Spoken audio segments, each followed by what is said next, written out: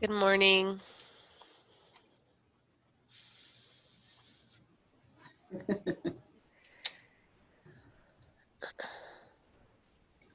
All right. Hello.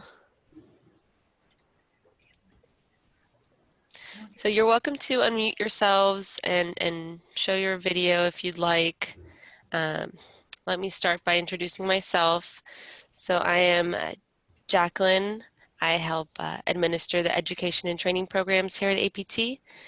And so any questions about approved providers, approved centers, I can help you with that. And all right, and to my left is Dr. Claudia Vega. She can introduce yourself. Hi, everyone. I'm Dr. Vega. I'm the clinical coordinator here at the Association for Play Therapy, and I assist Jacqueline. She's in charge of the approved provider program and the approved center program, and I assist her with any clinical questions that pop up. So welcome. Thank you for coming. Yay. I love seeing all your faces. Look at all those great faces. We miss you guys. We miss you too. Melissa? Oh, hello everyone. Good morning. I'm Melissa Villegas. I'm the executive coordinator and I will be assisting Jacqueline and Dr. Vega today.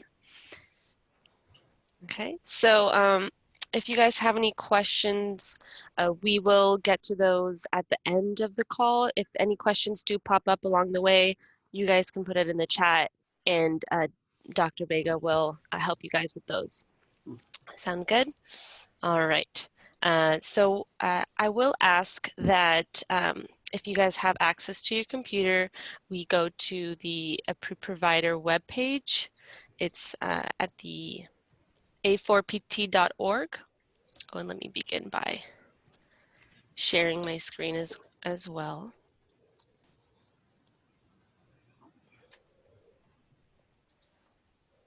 So let's go here.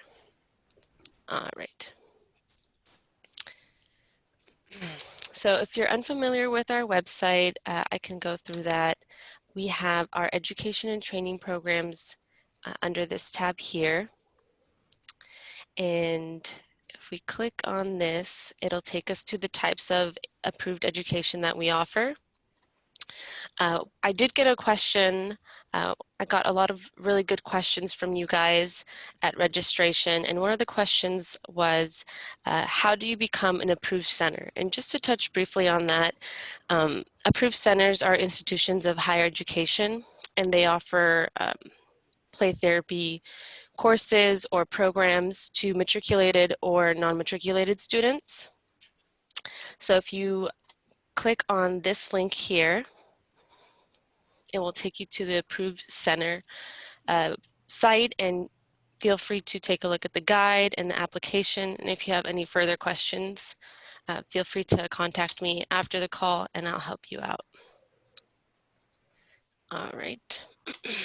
Another question about the approved centers was, which is a good question, are approved centers automatically considered approved providers? And they're not automatically considered approved providers, but they can hold both of those designations. They're completely different programs. So there are approved centers who apply for the approved provider program to be able to provide continuing education as well to their students. All right.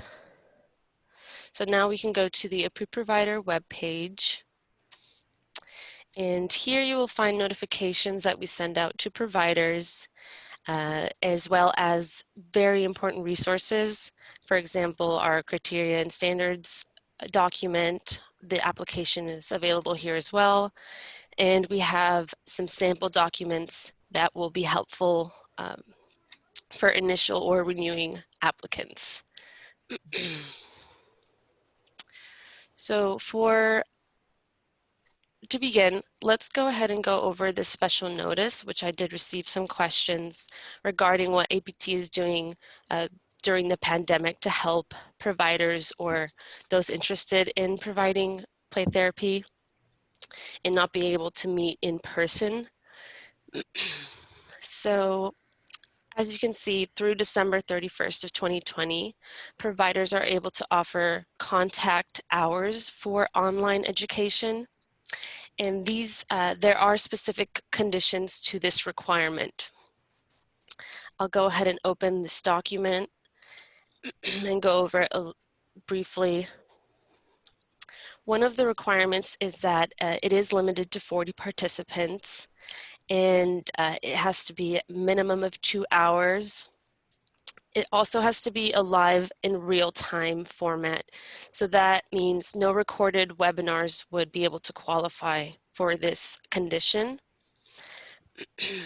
And so we also have additional requirements, for example, a post-test, and of course to have this statement of approval from APT to offer contact for this particular workshop. So yeah, if you guys have any further questions about this special temporary condition, feel free to also contact me after the call and we can go over it a little bit further. All right. I also had another question, and it's kind of tied into, the pandemic affecting in-person trainings. And it was, do we have any recommendations on software? And so I don't have any particular recommendation. I do know many are using Zoom. It's a great platform, but, again, feel free to do your own research on one that could be specific to your program. The provider program does require that you use a program that has a sufficient user ID system, and this is to protect confidential and sensitive information with your participants. So one thing that I can recommend is visiting our, and let me just step back a little bit here to our main page and go here.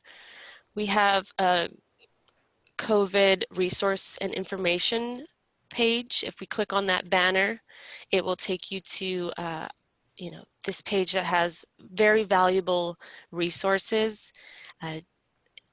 going from reopening your practice to telehealth considerations as well. And this could be very helpful as well in trying to find a platform that works for you.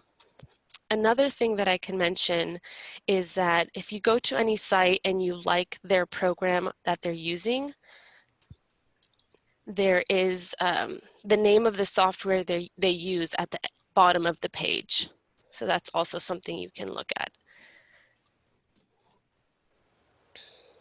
All right, and I'll go ahead and go back to the provider page. All right.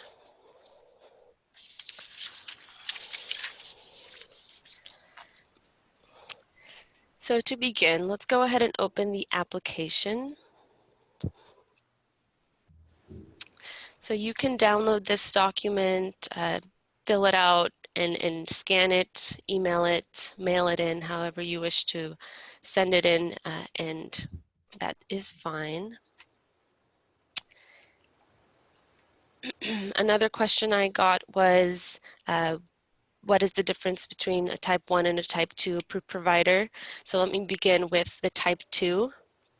A type 2 approved provider is someone who would like to offer a one-time event and be able to offer play therapy CE for that particular event.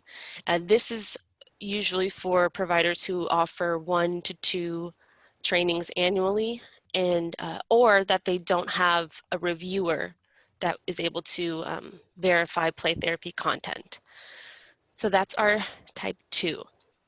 The type 1 approved provider designation is for those who offer multiple events or multiple trainings throughout a 1 year, 2 year, or 5 year period. And those are our approval periods that we offer these, I would say, providers who offer unlimited amount of CE.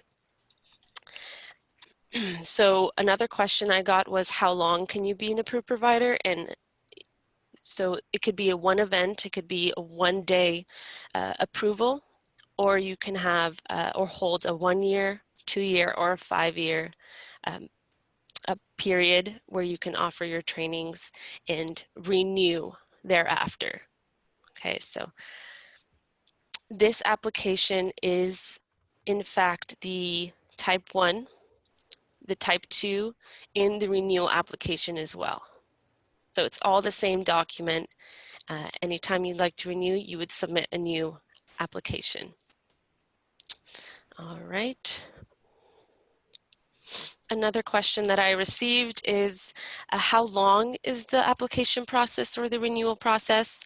The initial applications, I would say, is about 4 to 6 weeks. And for renewals, we do recommend that you submit your application. You can submit it up to 60 days before your end date, or you could submit it 30 days ahead of time. So we do recommend that you take the time to complete the application and send it in with good time for a timely review. All Hey, right. Jacqueline, can I jump in here real quick? Yes.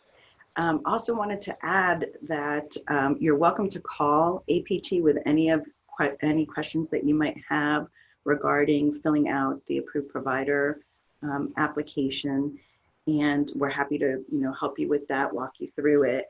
And in addition, when you're filling out the approved provider application, have handy the approved provider standards. Mm-hmm. The way that the application and the standards were designed were for applicants to use them simultaneously, so that the information that you need to fill out, if you're following through with the standards, they match where you're at with the application. Mm-hmm. So we wanted to remind you of that resource is there and really helpful in the application process.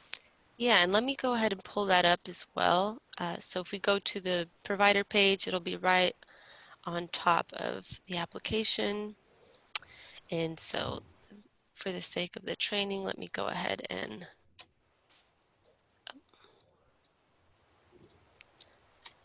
have it like that. So this is our criterion standards.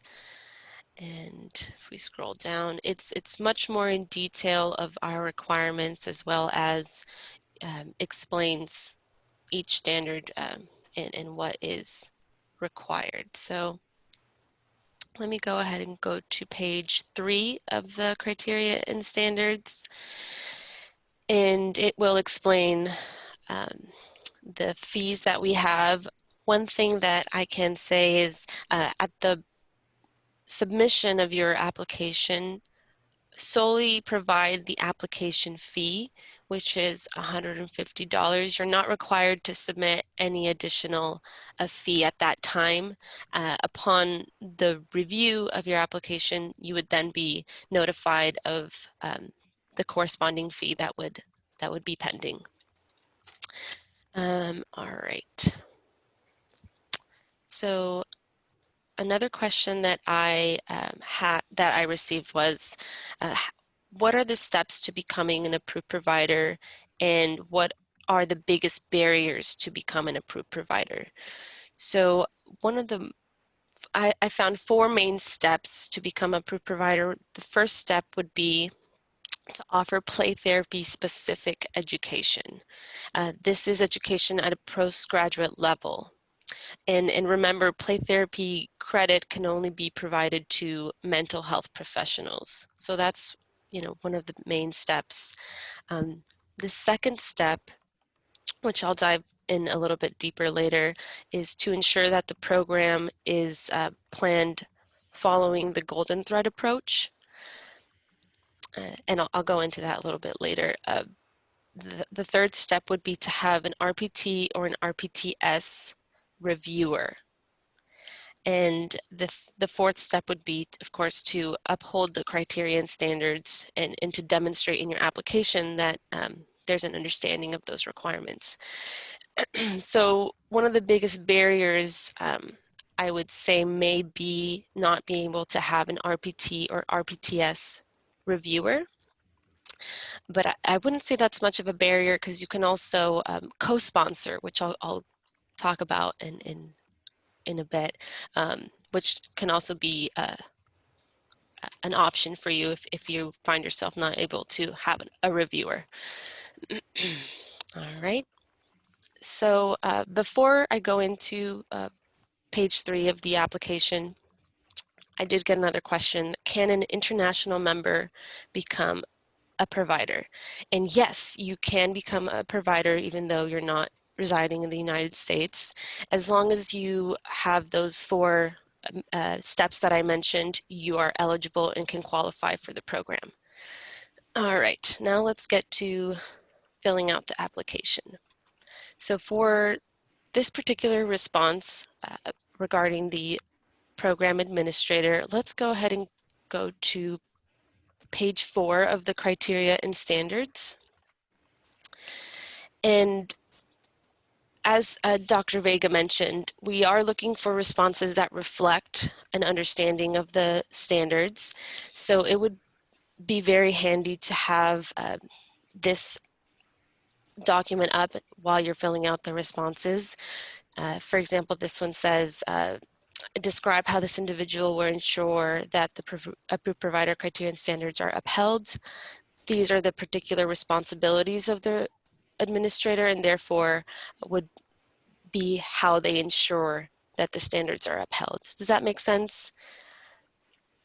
And I think sometimes when we're, on our end for what we're seeing, sometimes applicants will confuse the role of the CE providers, we call it the SEPA role versus the RPR role, the required program reviewer. And the coordinator is the person who has the administrative responsibilities of making sure that they're communicating with APT, that they've got an understanding of the current rules and regulations of the approved provider program, that they maintain the records for the trainings they offered for APT-CE for the time allotted, that the approved provider adheres to the standards and requirements of the approved provider program as signed off on that attestation piece. So I think sometimes when we get applications and that piece is missed, it's typically because the applicant is putting the role of the required program reviewer in there versus the administrative piece. So just keep that in mind, that they're 2 separate roles that can be held by the same individual. Yes, and as she mentioned, it's this individual would be the one APT contacts directly if any problems were to arise or if we have any questions about the application itself or the program.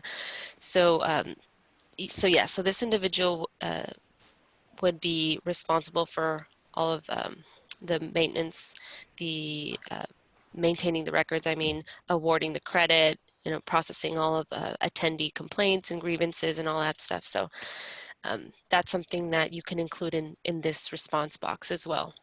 The second part of the question is referring to the golden thread approach. So that was another question I received from you guys. I have it right here. What is the best way to answer the golden thread approach question? And we actually have, let me go ahead and go back to the approved provider page. We actually have developed a checklist for you guys, which I think is very exciting. It might be able to put things into perspective a little bit better when responding to the question. So I'm sorry, I went to approved provider sample documents, and if we click on that, it'll take you to a few documents that we have. The first one there is Golden Thread Checklist. All right, so this is a checklist that goes through each element of the metaphor and what is required of approved providers for each element. And so this could be helpful for both reviewers and the administrators, and you guys can of course download this, use it for your program as you wish. Let me open up.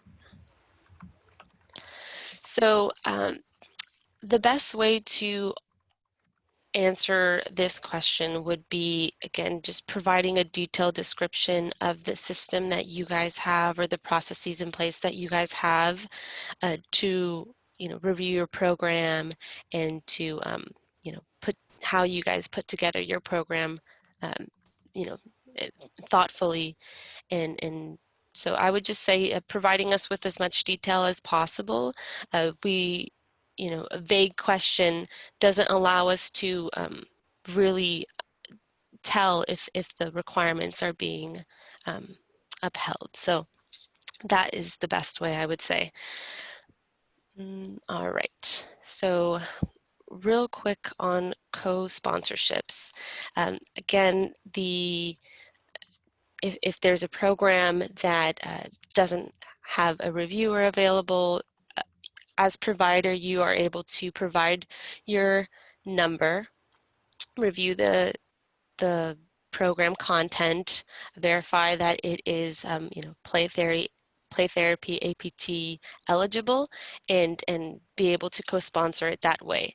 The provider would be responsible for the program, again, for the record keeping, for uh, helping out attendees with grievances and all of that. So that's something that is good to know, that you're able to co-sponsor other events even though they're not your own.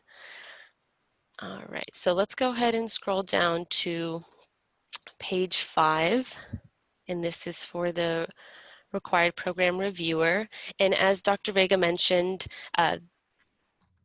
the SIPA that we call the administrator and the RPR, the required program reviewer, can be the same person. And although they are different roles, or because they are different roles, we do expect to see that responses reflect the different responsibilities particular to each role. So that's something that we do see often, that an individual who's doing both roles might confuse the roles that they have. So just recommend going over those before completing your application. All right, we still have a couple people joining us. That's good. That's really good. All right. So let's go ahead and open criterion standards. So for this response here, we can scroll down onto page, what page is this? Page 6 of the criterion standards, and it will give you a detailed description of the reviewer responsibilities. All right, and that would go ahead and help you with that response. So that's one of the main points of completing the application, just being able to reference the criterion standards as you are going along, and that will be very helpful. Another thing is to be very thoughtful in how you respond, and keeping in mind that simply stating, oh, criterion standards will be upheld doesn't give us a good view of if you are doing all the steps. So all And right. just to piggyback on what Yeah. Jacqueline was saying, the responses to the application must provide APT with the information that you, as the applicant, understand our standards and criteria. Even we've had people email or call us saying, oh, the golden thread, we don't do X or Y or something like that. And that's fine. If you don't have a process in place that is outlined as a requirement in our standards and criteria, then what we ask for you to do as the applicant is say, we currently don't have this process in place, but now that we understand it's a needed element in the golden thread, this is what we're going to do to implement it, and it's going to take us 3 months to implement this into our existing program. Some kind of a timeline so that we understand that you're working on it, and we'll have it in place in a reasonable amount of time. Does that make sense, you guys? Little head shakies. All right. Okay. All right. So as we scroll down, we see, the needs assessment, which is part of the Golden Thread approach. Again, just being able to reference, if we go down on the criterion standards, we have a needs assessment section in our program planning standard. So, referencing that and how you particularly do your needs assessment. We have providers who use social media platforms to gather information. Nowadays we can use our emails or any of that. So just describing the way that you guys do that is sufficient, and referencing the therapeutic powers of play and all of those elements.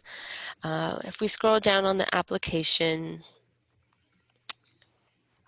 I wanted to touch base on the supporting documents that should accompany your application. And if we go down to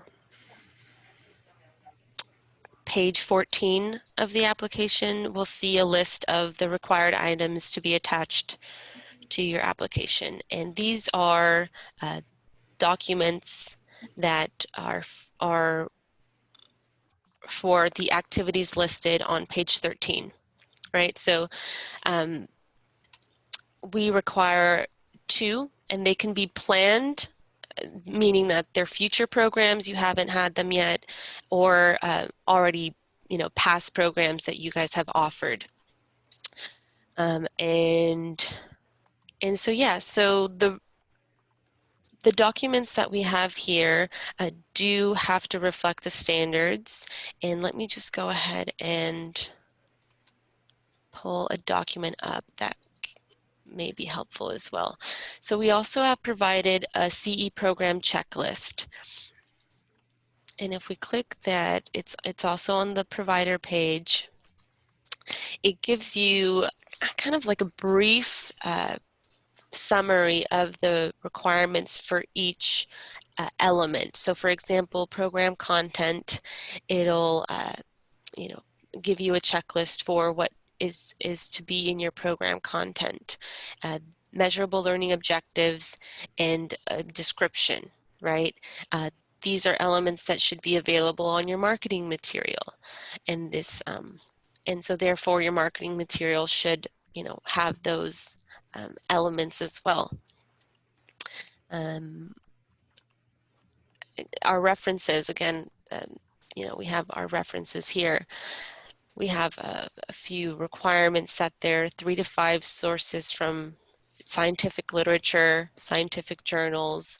Of course, you can have books and online resources as well. We just require at least 3 from scientific journals in the past 5 years. So feel free to take a look at this checklist as well, and print it out and use it for when you're developing your programs, and I'm sure that it's going to be helpful. So yeah, let's see here.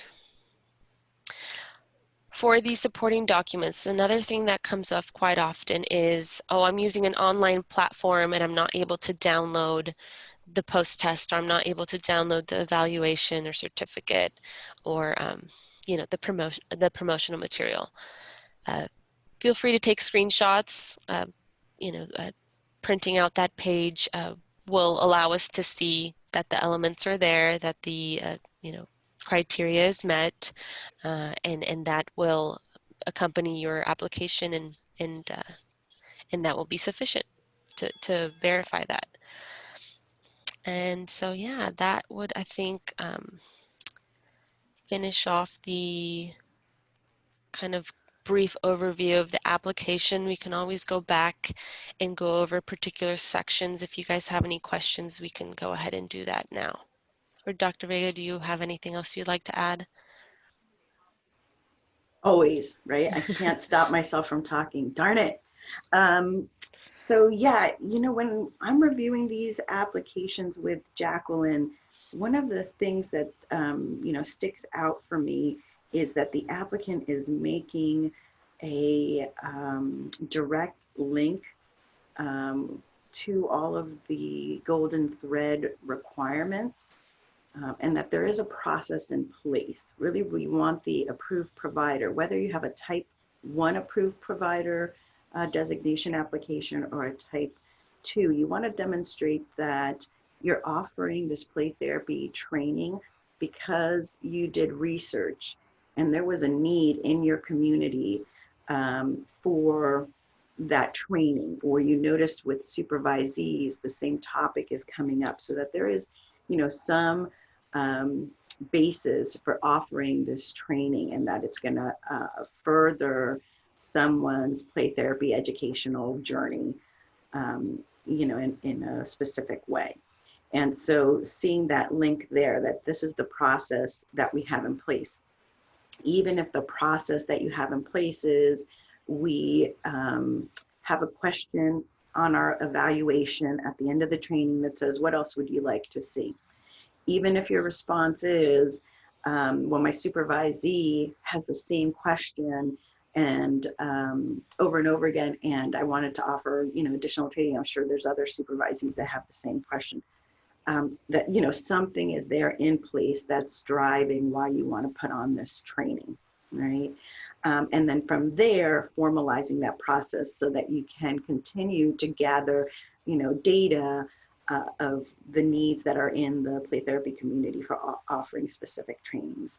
And that then you also document, your educational plan for offering this training. So you're using a historically significant or a seminal play therapy theory as outlined in the RPT standards, to your audience, that if you are going to talk about a contemporary model of play therapy, that you connect that back to seminal, because that's the reason the seminal theories and the historically significant theories were placed, was because there is some thread that leads back to these original theories.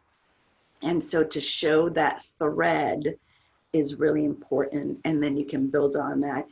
We'd love to see that in your planning. And then how does that theory then translate into the practice of play therapy, through the lens of that theory, et cetera, et cetera, et cetera, right? And that all of this is research based, that not only are you using the seminal textbooks that are out there of a particular theory or model, but that you're also, connecting that to current research that's out there to keep the content relevant to what we're seeing. Like Jacqueline said, the last 5 years. And if you use the last 5 years, it continues to keep your information current, right? Instead of saying, oh, I have something that's like 10 years ago or 15 years ago, you've got to add to that.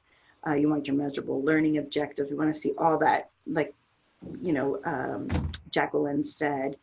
And then the post-test, you want that post-test to reflect questions that are of sufficient depth to assess postgraduate learning.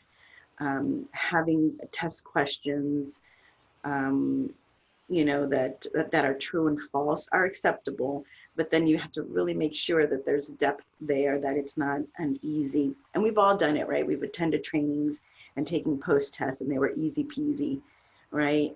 And as the attendee, we're kind of like, whew, thank goodness, give me my certificate, I did my time. But we really want to add, that we want you guys to make sure that there's adequate test questions there to measure that they've learned something about play therapy in more depth. And I guess those are my points that I look at when reviewing the applications. Thank you. Thank you. Yes. All right, let me see here. We have some questions in the chat. And let me go ahead and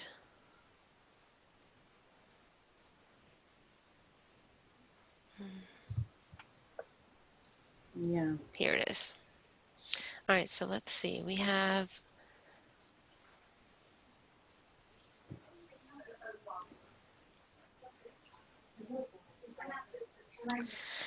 a question from Amanda. If I wanted to be able to provide once a year 3-day training to 35 therapists that I oversee with the intention of providing quality, true play therapy to the community, type 2 would be an appropriate way to go about it. Okay. Oh, I thought that was a question. All right. Yeah, never mind. She's just explaining. All right. Let me see.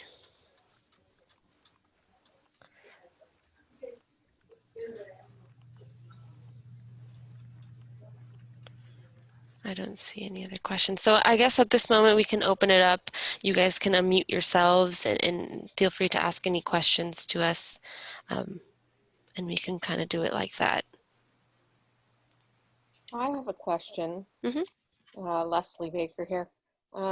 So Claudia, when you were talking about connecting theory, what are you considering? So in terms of what is, I get what seminal is, but you know, in terms of, so for instance, if prescriptive play therapy, which encompasses both, in terms of, you know, tying back to both, seminal and prescriptive is the umbrella that we use, where you're pulling from, I wouldn't call it an integrative approach, but it has that element. If you're utilizing that approach, you know, I'm not sure how I would be connecting that. So if I'm giving an explanation of what prescriptive play therapy is that enough? Versus if I'm talking about more currently doing, let's say I'm going to do something with an integrative approach, like Ileana with trauma, and then I'm going back and I'm seeing the roots in directive, CCPT, and Harry Hanville with, you know, that would be directive, and CCPT with, you know, maybe Landreth. So, you know, I'm just trying to get a feel for what do you see as more current things, and what do you see as more seminal, and is that what you're looking for, is the connection between those two things? Thanks for the question, Leslie. When we mentioned that it has to be based in a theory, really what we're trying to address is a deficit that we're seeing with approved provider trainings, in that play therapists are hungry for play therapy techniques, right? So you have the child in the playroom and you're wondering, what do I do with this child, right? And that's wonderful. We love when you guys offer play therapy techniques training, but in absence of theory, then it becomes just this thing that we do with kiddos that doesn't tie into how we conceptualize mental health and mental illness. How do we conceptualize treatment planning, et cetera, et cetera, et cetera, right? So the reason we went back to, we want to see seminal theories being taught. I mean, that was a discussion among committee members and committees to narrow down which ones we were going to select as seminal and historically significant. And so once we've established, okay, these are the seminal and historically significant theories, then the approved provider takes from those, you know, especially from prescriptive, it builds on or off of, you know, these seminal historically significant theories, and then it goes into the topic, whatever that, that topic can be. If it's Right. trauma, as Ileana covers, or if we talk about EMDR, and, what does it look like? So if you're operating from a Gestalt play therapy perspective and you are doing a training on EMDR, what does that look like for the Gestalt therapist? How does that play out, pun intended, I guess, in the playroom with the kiddos? What are we seeing? That's what we want. We want that additional depth added so that people are not just having a tool, without, or I should say a toolbox with these tools, but there's no manual on how to use the tools. And so what we have are play therapists or trainees that have this one technique, No, and they use it, just this one way that they were shown how to do it. But once you provide that foundation of the theory, then that one technique becomes a skill that they could then translates to different things. Does that make sense? yeah. So what you're saying is that you want people to have a grounding in theory in order to apply. And so Yes. when I do treatment plans with people, they have to tell me what theoretical orientation they're coming from and how then the goals and the interventions work with that theory. Yeah, that's helpful, right? So that when you guys are planning your trainings, that you're giving your attendees additional information, from which to understand the technique that's there or the special topic that's being offered or trained. Perfect. Thank you for the clarification. My pleasure. I have a few questions, if I may.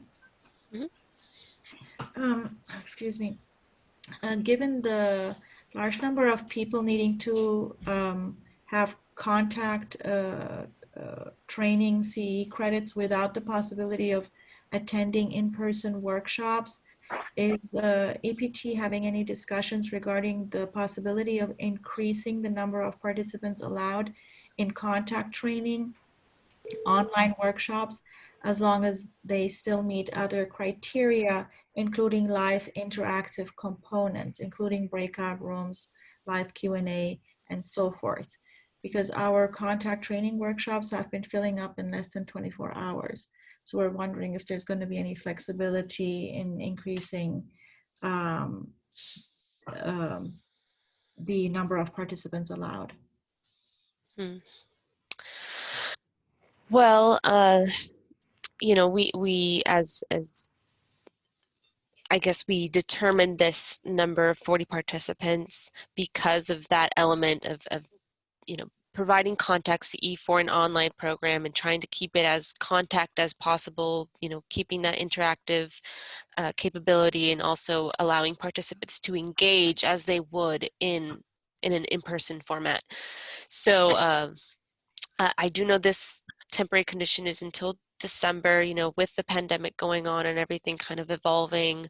I'm not going to say that it's under works, but that, we're going to watch this closely, and if any changes were to come, we would let you guys know as soon as possible. And so, at this moment, there is not a talk of like making that number larger, but that's definitely a conversation we're going to continue to have. So, but thank you for your question, and that's something that we will talk about. I just wanted to add to that, Violet, that the registered play therapist credentials, the standards were revised as we announced last year, April 1st. And the theory behind that was that we were seeing credentialing applications where applicants were doing a bulk, if not all of their training online with 1 to 2 hour trainings, workshops, webinars. And we didn't feel that spoke to competency. And so we were conferring a credential saying, hey, we're putting our name behind this, and we're not sure that this person received enough information to, practice competently.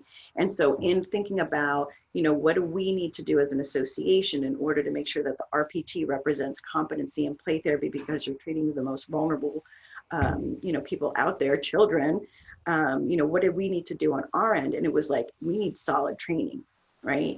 And so part of having solid training was in-person instruction. We really value the in-person instruction, but we also value online education. And so how do we marry these two? Now that we've developed these new standards for RPTs and said, yeah, we really want to communicate our value for in-person instruction. And then, hi, COVID, thanks so much for stopping in, right?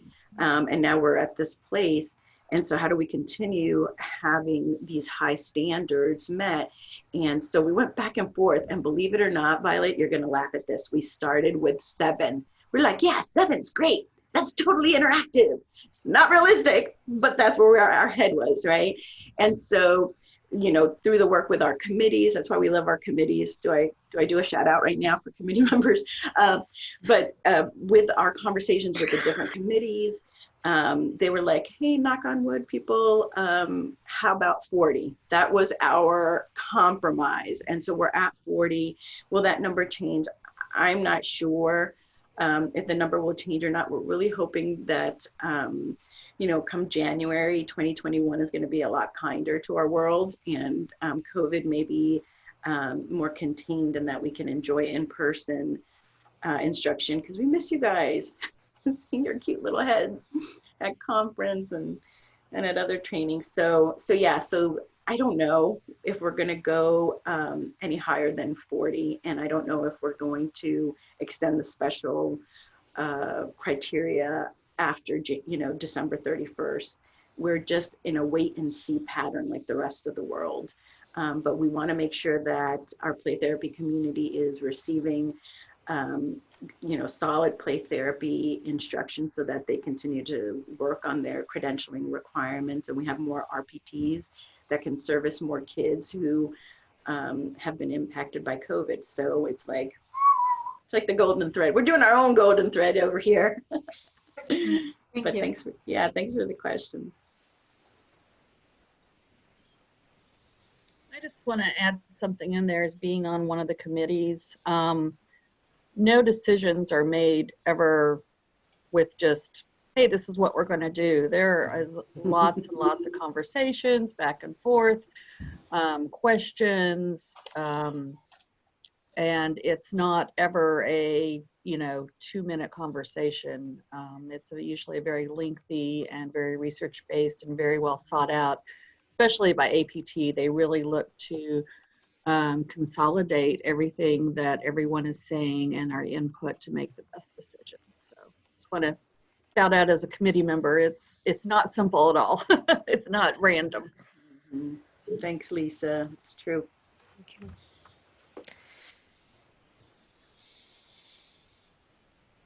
I have a quick question Mhm. regarding trainings, and this came up in our Florida board meeting, referring to like breakout sessions. Are those not allowed in the online trainings with 40 people, or is that acceptable? Yeah, I think that the instructor is able to use instructional methods and do breakout sessions if that is part of their goals, and it works with them. So I guess yes, it's totally permittable and it just depends on the instructor how they want to carry their training.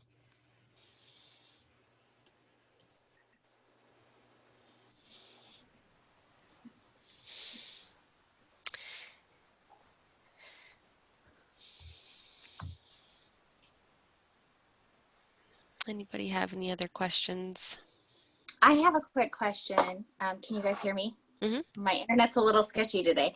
We're already approved providers, and we're wondering, because we got approved right when COVID hit, And so a lot of our in-person trainings, you know, have turned to online trainings, which is fine. We're a little concerned that we're going to fulfill the requirements to have enough trainings to get renewed. Is there, and it's because of COVID, like we just can't have as many people you know, are attending because of that. Is that going to be something that's going to hurt us when we try to renew? Because we got a 1 year, you know, we got a 1 year, or is that just subject to each different provider? Yeah, it's you're actually not required to provide training. So if you get Oh, approved and you don't provide trainings for, something happening or you're not able to, it's not going to affect your renewal. We just ask for 2 most current trainings to be presented in your application. So that could be planned or past ones. So it would not hurt you. Yeah. Mhm.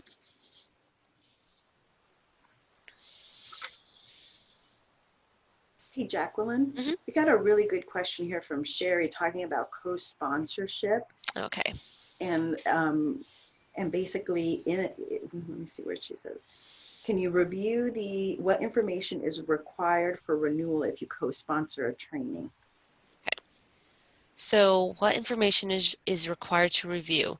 Well, the entire program, I would say, because you're putting your approved provider number on there, basically vetting that it is APT approved. So yes, I would say marketing material, very important. We have had providers who say, "Oh, I wasn't aware that this third party sent out this material that wasn't in compliance," and so make sure that the material presented to attendees is play therapy specific, as well as going through the content itself, resources, basically all the elements that you would review for your own program, right?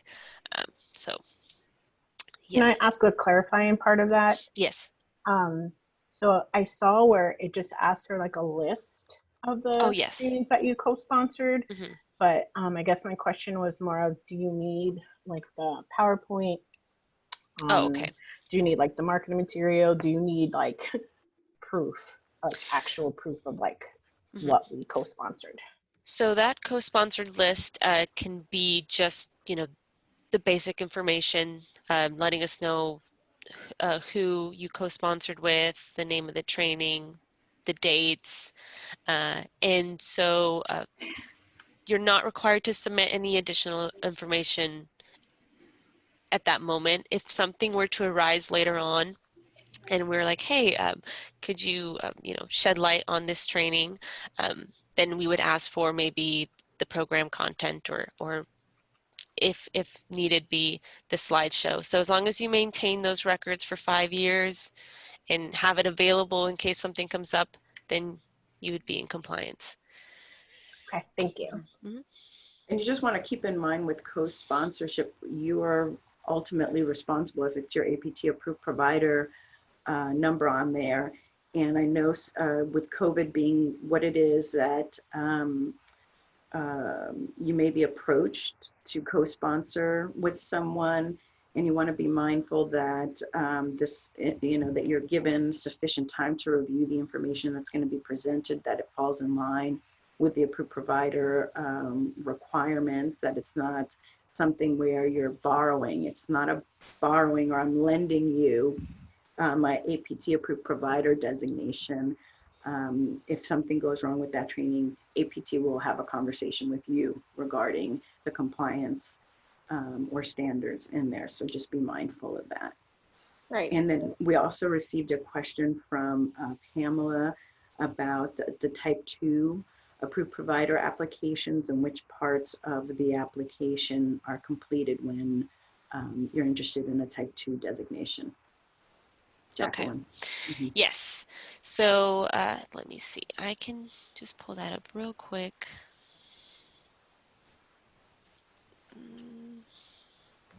Right here. I'll just share my screen really quickly. And can you see the application? Just want to make sure. Okay. All right. Since it is the same application, but not all boxes would apply for the type 2. Oh, it's purple. That's interesting. All right. It's white. So I would say the one area that might not be completed is this reviewer, right? So if you don't have a reviewer, you would not have to fill this out. APT would be acting as your reviewer in approving that the material is up to standards. So that is the one section that wouldn't be filled out. The rest of it, would be. Let me see here. If you are offering, in person, at this point, if you're offering in-person training, you can go ahead and say non-contact program not available at this time. So this, wouldn't apply to you, and all the rest of the information would be required as well. You might just have one activity here. You might not need to provide 2 activities, just the one event that you are seeking approval for. And the rest would be required. Okay. Is there a mock application that has been filled out, or is that something that could be put together? We actually don't have one. Yeah.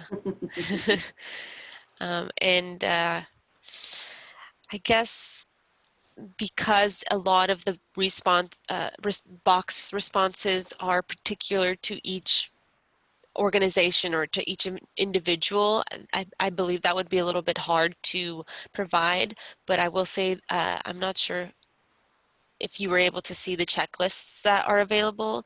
We do have sample documents that are very helpful. Those checklists, I think, will be very helpful as well. But yeah, because the responses are very detailed and specific to each person, I guess that's why we haven't had one available. Well, and the other piece of it too, we thought about it, and it was just, we had to be mindful that people did not use that sample application to take language verbatim.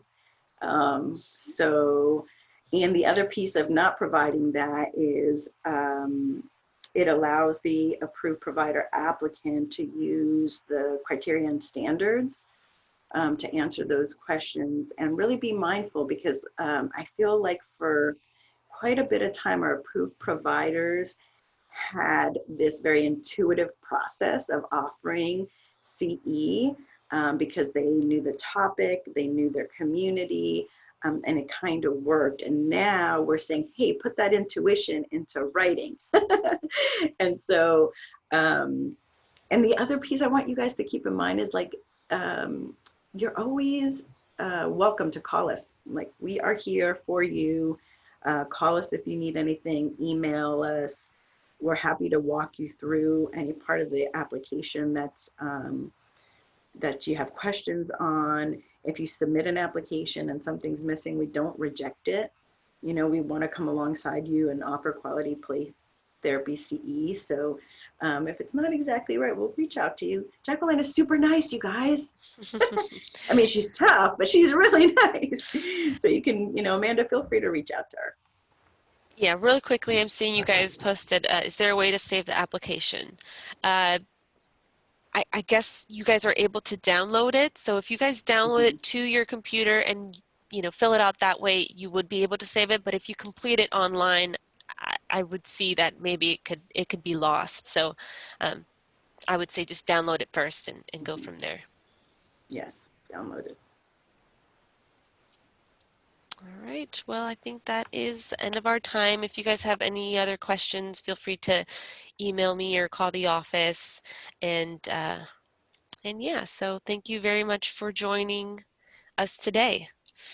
And we look forward to having more of these Q&A calls later on. All right. Thanks, everyone. All right. Bye. Bye.